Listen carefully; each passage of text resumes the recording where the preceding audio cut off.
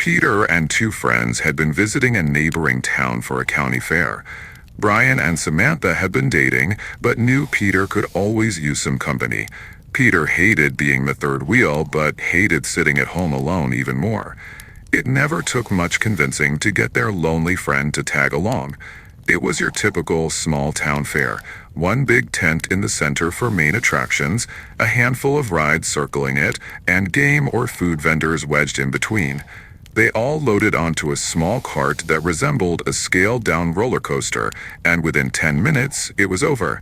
The group exited, and Samantha suggested funnel cakes at the vendor nearby.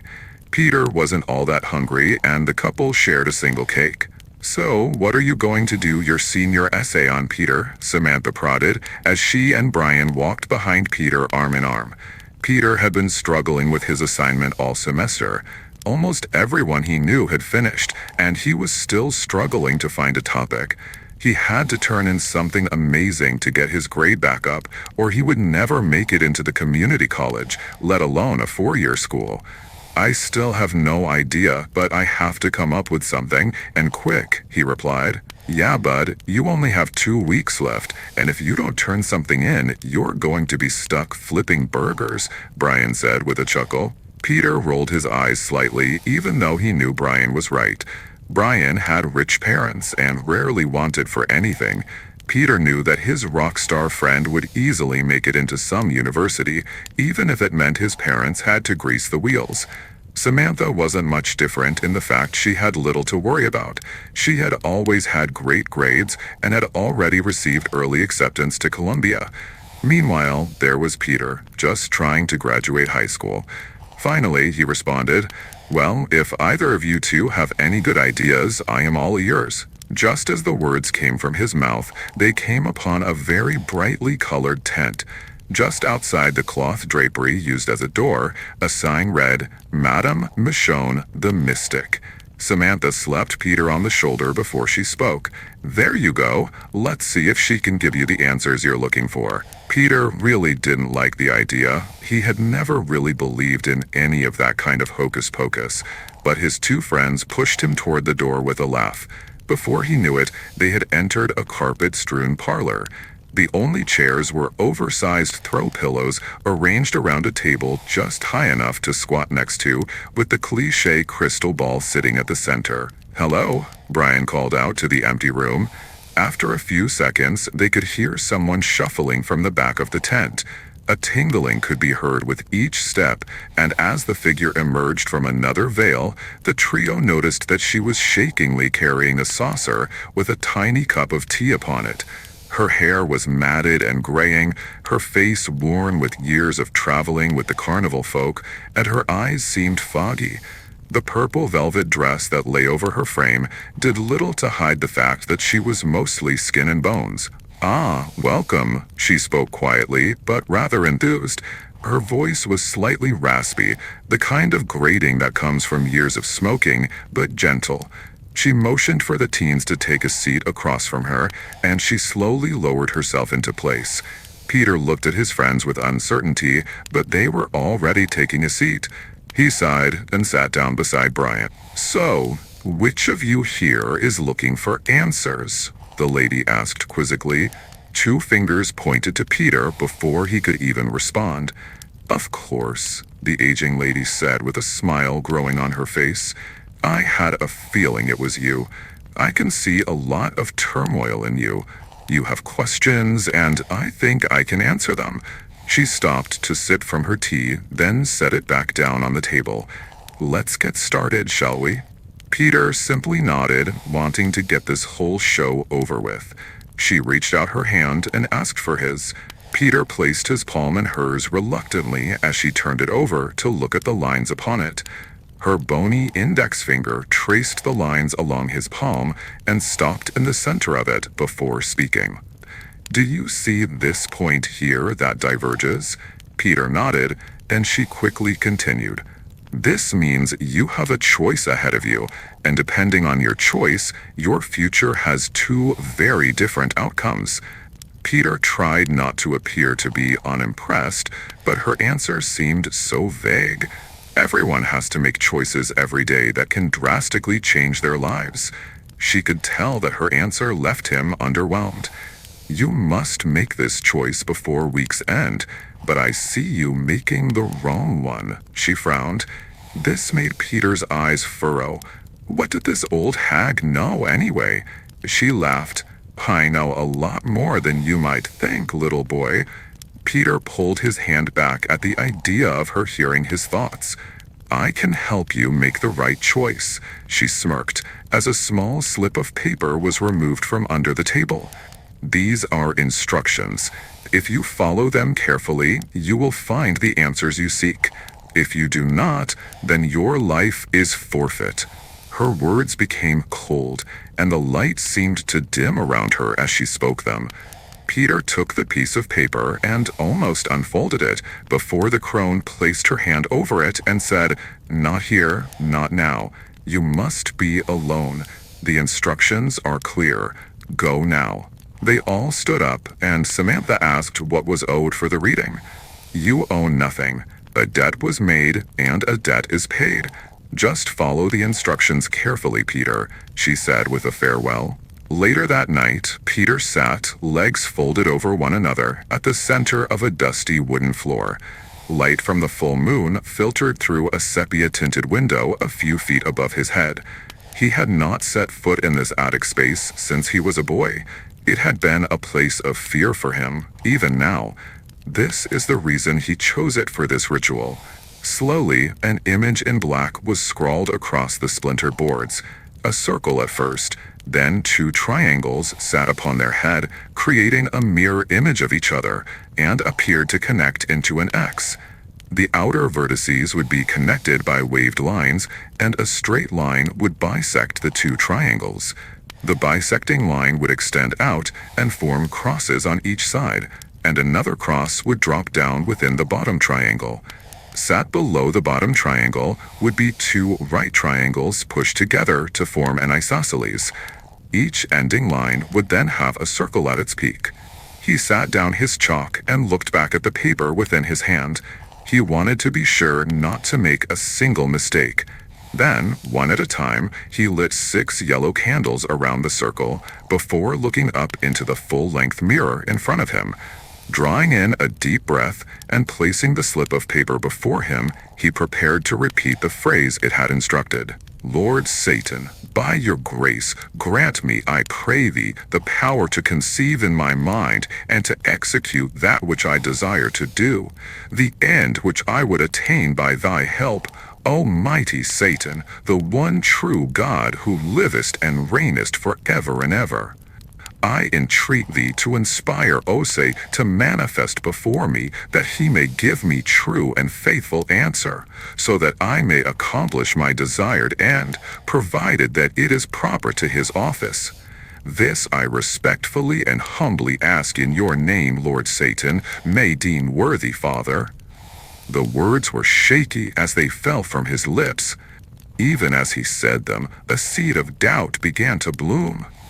After a few moments of staring into the mirror, he began to wonder if this all was a big mistake. He sat, shaking, unsure of what might come.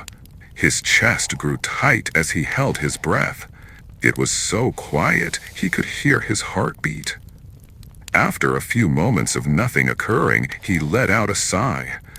I knew this was stupid. Why did I ever believe some fortune teller? He scoffed in the dark. Blowing out the candles, he left the mess to clean up in the morning and then headed back down to go to bed. While trying to enter his locker combination the following day at school, a loud bang made Peter jump. Brian laughed as he stood there with his palms still resting on the adjacent locker. Samantha pushed an elbow into her boyfriend's stomach as punishment before looking back to Peter and asking, "So, what did you find out?" "Nothing," Peter replied. "I think that old bat was just trying to get a rise out of me." He opened his locker and shoved in his backpack before removing the book and materials he would need for his first class. "I think it was supposed to be some kind of summoning spell," he continued. You know, those kind you read about in urban legends where you set out candles and talk into a mirror. His friends laughed at the thought of him sitting in the dark talking to himself in a mirror. Brian couldn't contain his laughter. "Oh man, you didn't, did you?" Peter rolled his eyes and slammed the door to his locker before walking away from them. "Come on, man, you should have known that stuff never really works. They made up things like that to scare little kids," Brian continued to mock him. Samantha popped Brian between the legs, causing him to stumble a bit and groan. When he gained his composure, he ran up to Peter and dropped a hand on his shoulder. "Listen, man, I shouldn't laugh. It was our idea to talk to that crazy broad in the first place. I honestly thought it might help you rattle out an idea for your paper. I had no idea she was going to have you jump through hoops." "It's fine," Peter sighed. "I should have known it wouldn't be that easy. I will just have to figure it out the old-fashioned way." The group parted ways and attended their classes. Peter spent most of his day jotting down ideas and trying to come up with something worthy of an A for his paper. By the final bell, the only thing he had managed to accomplish was a full-page drawing of a leopard. He wasn't quite sure why, but he felt the need to draw it. Folding it into fourths, he shoved it in his back pocket and made his way for his bus. Standing there, wishing he had a car like his friends, he thought about the slip of paper that the fortune teller had given him. He pulled it from his backpack and began reading it again. "Find a place of solitude. The only light should be 6 candles of amber or azure. Prepare the altar with the sigil shown below. Place thyself within sight of a mirror. It must show your entire form. Speak aloud the words shown below exactly as written. When he arrives, ask your question politely and with respect. An answer will be given, but a price must be paid." He read the words again. What could he have done wrong? His bus arrived and he climbed aboard, still pondering the question. He read through it over and over during the 45-minute ride home. As he stepped down in front of his house, it finally dawned on him. He was supposed to be in complete darkness. The window had been open. That's the only thing he could come up with that hadn't been exactly as the instructions stated. He decided to try one more time, and if it didn't work, that slip of paper could go in the trash for all he cared. Peter laid in bed waiting for his parents to retire for the night. Once the dim glow of the living room lamp turned out, he knew that it wouldn't be long before the house would be still. He gave it about 30 more minutes and crept from his bed. He would have to pass through the kitchen and out into the garage. The pull-down stairs that lead to the attic were at the far side. He reached up, grabbing hold of the thin string that dangled. With a little weight, the steps lowered. Then he folded out the rest of them. He pressed down on the bottom rung a couple of times to test it. It was something he did out of a misplaced fear. He used to imagine breaking through the steps and falling onto the hard concrete floor below. It held, so he made his way back up again. His altar was still where he had left it at the edge of the attic. The moonlight allowed him to navigate to the candles. Pulling a lighter from his pocket, he lit each one until he could clearly see around him. He would have to cover the window to block out the ambient light. A few minutes searching through storage boxes revealed an old comforter his grandmother had made many years before. He draped the thick cloth over the window pane and stepped back to make sure no light seeped through. Once he was satisfied, he took a seat across from the mirror and placed the small piece of paper in front of him. Once again, he recited the prayer that had been given to him and waited. Peter was almost ready to give up when he heard a low creaking noise. It sounded as if it was coming from the stairs to his right. As he squinted his eyes to see clearer in the dark, the door to the attic rose and slammed shut. He almost fell backwards when his body jolted in surprise. That door was heavy, and to close it properly, the bottom rungs would have had to be folded up. He rationalized that his father must have noticed it down and closed it. His voice quivered as he called out to the night, "Dad?" There was no answer. Again he called out, "Mom?" He could only hear his own breathing. It felt unnaturally cold, even for February, and he began to shake uncontrollably. There was no way that door just closed on its own. As if blown by a gust of wind, the flame of each candle whipped violently side to side.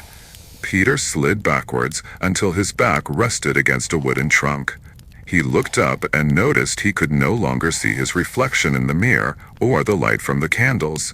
The silver-backed glass looked more like a pool of black that held no reflection at all. Then, as his terror had almost reached its peak, the flame from the candle was snuffed out and he was left in darkness. It came with a deep rumble, starting low and then rising in volume as something drew nearer to him in the emptiness. Then he saw it. 2 round yellow orbs floated about the distance of the mirror. These definitely were not human. Like a light switch being flicked, the candles came alight once more, and there in the mirror crouched a leopard. It sat watching Peter intently, the tail waving side to side. Peter's heart felt as though it was in his throat, and even though his mouth hung wide, there was no way he could form words. Seconds felt like hours, but soon the creature spoke. "What have you summoned me for?" The cat's mouth didn't move. The voice simply manifested within Peter's mind.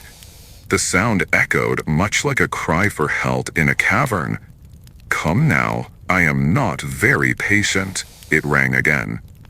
Peter truly hadn't expected anything to happen, and his mind scrambled to make sense of what he was hearing and seeing. He knew he had to ask his question. The fortune teller had told him that any error could be fatal. I could only imagine what would happen if I wasted a demon's time. He began. "I respectfully request your guidance."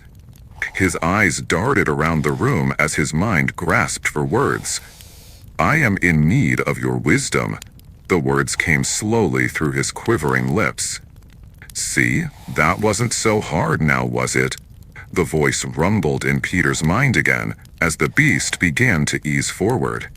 The forward paw pressed outward from the mirror and passed through it like liquid.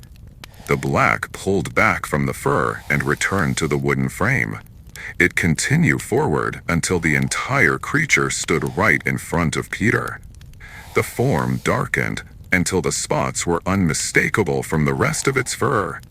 Eventually, the form resembled a shadow with glowing yellow eyes. Then it began to move and reshape itself. What was once the outline of a jungle cat rose higher to stand on 2 feet. The color reclaimed the form, and once the transformation had been complete, it resembled a half-man, half-leopard chimera. The eyes still glowed that unnatural yellow, and now the face wore a smile. Peter's mind was screaming for him to run, but his body was firmly against it. He had never felt true terror as he felt just now. He had called out to the darkness, and it answered. Now he must make a demon. It spoke again. "What is it exactly that you require, human?" The question caused Peter to snap back into the reality he was now facing. "My entire future hinges on my final grade in high school," he managed to get out. "You see, there is this paper I have to write that accounts for most of my final grade. If I don't get a very high score, then I won't be able to attend college without remedial courses." As he spoke, Peter began to feel foolish for summoning a demon for something he should have prepared for long before now. This was all his fault, but hopefully the price he would need to pay for Osa's help would not be too great. The dark form almost laughed as he said, "Is that all?" It began to pace around the attic for a moment, then stopped by Peter's side. Then, bending down, a human-like hand that was still covered in fur landed firmly on the boy's shoulder. "You understand that there is a price for my help, correct?" Peter simply nodded in acknowledgement. "Good. Then you know how this works. I will help you, and you give me something I desire, it said as it stood back up and clapped its clawed fingers together. Peter quivered. The whole room felt as though it wasn't even on Earth anymore. He felt as though it was simply himself and the demon. He was certain that if he called out for his parents, that they would not hear him. He finally managed the courage to ask the one question that would make all the difference. What is the price? It bent down to eye level with Peter. Well, usually I just ask for you to send me more business. It gets boring down there, you know. I help you, and you send me someone else to help. That sound fair? Peter thought for a moment. That couldn't be it. That was too easy, and what did he truly benefit in that? There just had to be some sort of catch. No catch, just more business, it said, reading the boy's mind. Do we have a deal? The cat-like creature reached out with a hairy hand to receive a shake that would seal their dark deal. Peter's palm shook violently as he reached forward, and before he could fully extend his arm, the creature reached out to grab the dangling palm. It gripped Peter's hand tight and brought it up and down a couple times. Good, it said. Now that we have that out of the way, let's get you that grade. The entity released Peter's hand, then pushed forward an index finger. The claw at the end pressed against the boy's forehead. It pricked the skin slightly, and a streak of blood shot down Peter's face. Peter winced at the sensation and closed his eyes tight. When he opened them, he was alone in the attic. The candles were still burning, but Ose was gone. Once again he could see himself and the candlelight in the mirror, and the deal was done. The following morning was Saturday. Normally Peter would have slept until midday, but this morning his brain was electrified. He couldn't stop coming up with ideas. He sat at his desk and words poured freely onto the page. Within a couple hours, he had written the most elegant piece of literature he had ever even read himself. He drew the pages to his face and kissed them. "This is it," he said with a grin. There was no way in the world he wasn't acing this paper. He quickly stuffed it into his bag for the following Monday. The only problem was, he was still coming up with ideas. He had so much more information now, and he had to get all those thoughts out there. He ended up writing even more dialogue on things that could be improved on, and new means of finding solutions to everyday problems. He scoured the internet for email addresses of professors, scientists, and government officials to send them to. Before the weekend was over, he had dispatched a good 500 emails, and he could not be prouder of himself. This deal he had might just make a bigger impact on his life than just college at this rate. Monday came and he was unable to contain his excitement. He raced to his English teacher's room and handed her the stack of pages with his new knowledge inside. Her eyes were wide at the sight. Peter had never turned in something so elaborate. Peter couldn't help but smirk as he made his way back out into the hall. He stopped at his locker and shoved his whole bag inside. He wouldn't need his books today. He had already read them during his breaks from writing emails.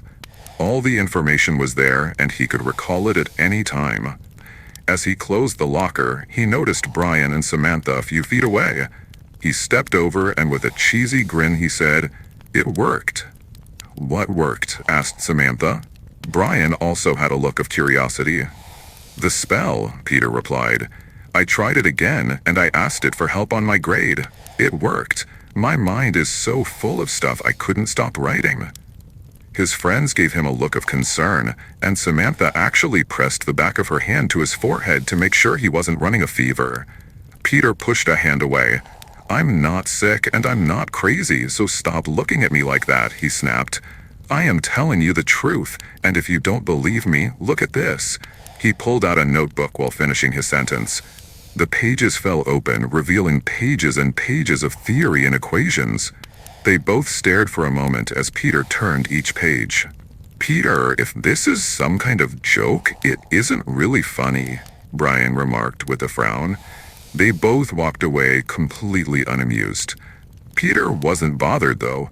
He had finally completed his paper, and he wasn't going to be stuck at some fast food joint earning minimum wage. He continued on his day, and each assignment was much easier now.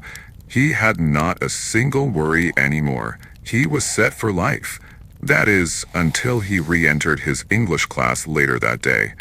As soon as he walked in, his teacher asked to speak to him. Peter was pulled out into the hallway where he was met by the principal. As the door shut, his teacher explained that there was no way in this world or any other that the paper he submitted could have been written by Peter Kennedy. The principal looked over the pages. His teacher also handed over a sample of Peter's earlier works to compare it to. Peter could tell that this would not end well. Even with all his knowledge, everyone couldn't possibly believe him. Peter was accused of having someone else write his paper. They had no actual proof of who might have gave him assistance, but they were sure this couldn't be his work. He was given the rest of the week to come up with an original essay, but if he couldn't, not only would he not graduate, but the cheating would be left on his scholastic record. The only thing he could think of was to write a paper that was good enough for an A that wouldn't appear too good to be his work. Once he arrived home, he went straight for his desk to begin. The task seemed almost as impossible as writing a good paper before all the knowledge had been bestowed upon him. He strained to weaken down his points and draw back on facts that filled his mind. It took him the whole night to get something that might pass as his own, and he only hoped it was enough. When he arrived in class the following day, he laid the paper down on his teacher's desk and faked an apology. She lifted the pages and began reading. This must have been more appropriate, because she simply asked Peter to take his seat. The day ended without further incident, and Peter hoped that this would be the end of his failings. He would be wrong. When he arrived home, there was multiple black SUVs parked at the curb. 2 men stood at each of them, and one was at his door. He was speaking to Peter's parents and asking for their son's whereabouts. His father pointed out to the road where Peter stood astonished. The man in black motioned to the others, and they approached the teen. Soon he was escorted into the back of one of the vehicles, and even though his parents protested, there was little they could do. Peter was being taken, and none of them knew where. A cotton sack was placed over Peter's head, and he could feel the pressure of something metal, presumably a pistol, pressed into his side. It felt like hours before the vehicle stopped and the men removed Peter from the back seat. A hand on each arm directed him where to go. A metal door creaked open and all of them entered. After a few minutes of walking, they began to descend a set of stairs. Peter could see the light from lamps above him in 10-feet increments, but nothing else. Before long, he was pushed through another door and forced to sit down upon a chair. The bag was finally removed, and he found himself sitting at a large rectangular wooden table. He had seen enough police shows to know that this was some sort of interrogation room. It was complete with a camera and 2-way mirrors. The man that had escorted him from his home sat across from him with a manila folder filled with pages and photos. There was nothing particularly striking about his abductor. Black suite, black tie, white button-up below, and slicked-back hair. "I am Special Agent Paulson," his words finally breaking the silence. "I am with the Department of Homeland Security." The agent slid the file to the right slightly and continued, "Do you have any idea why I might want to speak to you, Mr. Kennedy?" Peter was very confused, but with what he had experienced in the last few days, nothing would truly surprise him. "No?" the agent mocked. "What about all these emails you distributed?" A photocopy of a few of the emails was slid across the table. "We aren't quite sure where you got all this information from, but you won't be leaving this room until you tell me," he quipped and sat back in his chair with hands folded together. Peter could tell he was in deeper trouble than even his new intellect could drag him out of. There was no way to logically explain how he knew the things he knew. First, it was his paper, and now he could possibly spend the rest of his life in jail. This wasn't at all what he expected when he made that stupid deal. The deal. The idea was crazy, but it just might work. He closed his eyes and began to repeat the demon's prayer.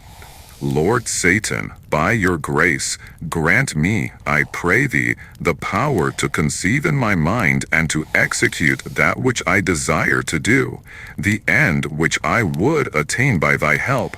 O mighty Satan, the one true God, who livest and reignest forever and ever. He spoke quietly. Excuse me, son, I don't think you understand just how serious this matter is, the agent said as he leaned forward, placing his hands on the table. Peter ignored the man as he completed his chant. I entreat thee to inspire, O say, to manifest before me, that he may give me true and faithful answer, so that I may accomplish my desired end, provided that it is proper to his office. This I respectfully and humbly ask in your name, Lord Satan, may deem worthy. The room went dark, the air became frigid, and everything came to a halt. The agent before him stood motionless as if someone had hit the pause button on time. Then, from the mirrored glass behind Peter, came the demon again. It approached the boy and placed a paw on Peter's shoulder before speaking. So, how are things going, my boy? You know very well that this isn't what I intended, Peter said with a grimace. At this rate, I will be lucky to live a free life, let alone ever see college. Peter stood up and waved his hands around to the room and yelled, Do you see where your help has landed me? He barely finished his sentence before Osei shoved him back down in the chair. Now listen here. You should watch your tone when speaking to me. I gave you exactly what you asked for. It isn't my fault in the slightest that you misused the gift I gave you, Osei growled and lowered those yellow eyes to Peter's face. Besides, you still owe me, my boy. I arrived hoping you were ready to pay, but it seems you only want to complain. The clawed finger poked at Peter again. Wait, no, Peter stumbled with his words. Osei was his only way out of this mess, but he would have to convince the thing it was in his best interest. Actually, I did call you to repay you, Peter smiled. Not just one person, but several. I am sure there are plenty of people here who would love to make a deal with you. The words came out as a plan began to form. I like your style, kid, but they have to come to me themselves. We can't just go roaming the halls offering up my services to everybody we meet. The cat-like creature snapped. No, no, no. We won't need to do that at all, Peter smirked. You just be ready, because here very shortly you will have plenty of people to speak with. Osei rubbed his chin as he contemplated the idea, then agreed.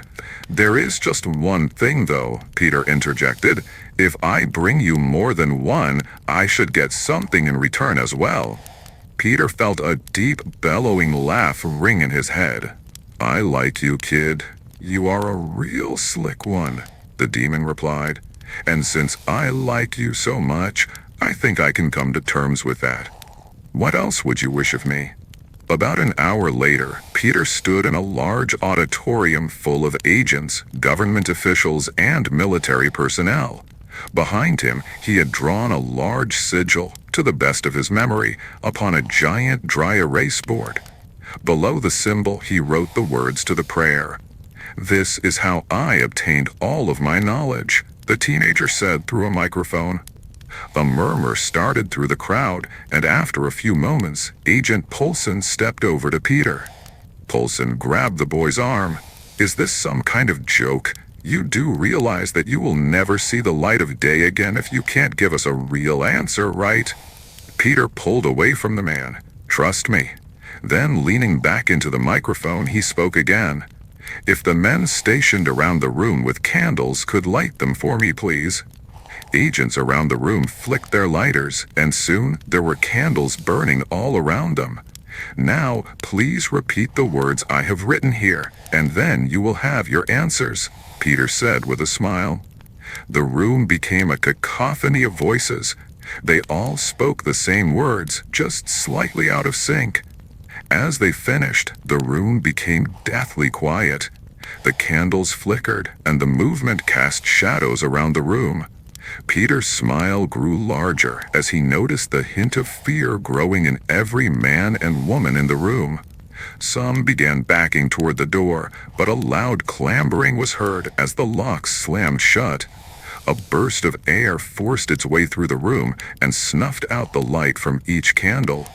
In the darkness, a sound grew like thunder, rolling, growling, and becoming more real by the second. It was a crescendo of a primal nature, and none but Peter knew the source. He could hear some of the people crying in the distance, while others fought to open the doors. Then, within the middle of the crowd, a scream rang out, and they all moved back from it. There, amidst them, stood Oz, his eyes the only light remaining in the room. "Thank you, my boy," the being said with a smirk. "Now to keep my end of the bargain." Oz pointed toward the wall behind Peter. The dry erase board melted into nothingness and reformed into a large wooden door. "That should get you where you need to go," it said, as Peter bowed his head in thanks. Peter turned and grasped the silver knob just behind him and twisted it. Cold air rushed in around the frame as he opened the door. As he stepped through and began to pull the door closed behind him, he could hear Oz begin his proposal to a room full of horrified people. As the door shut, it disappeared behind him. Peter stepped through the admissions office of New York University. A short, balding man stood up with a twinkle in his eye and reached out for Peter's hand. "Mr. Kennedy, I have been looking forward to meeting you. I have heard such good things from a very large number of people. I am so surprised I haven't heard of you before with all these achievements that I am being told about." Peter shook his hand and nodded. "So, just where exactly did you study before coming here? You must have had an extensive academic background," the simple admissions officer said. "Not really," Peter gave a shy response. "Oh, come now, with all these studies that have been sparked from your research, you had to learn it all somewhere." The man's voice became excited. "Well, if you really want to know where I got all my answers, I could show you." Peter smirked.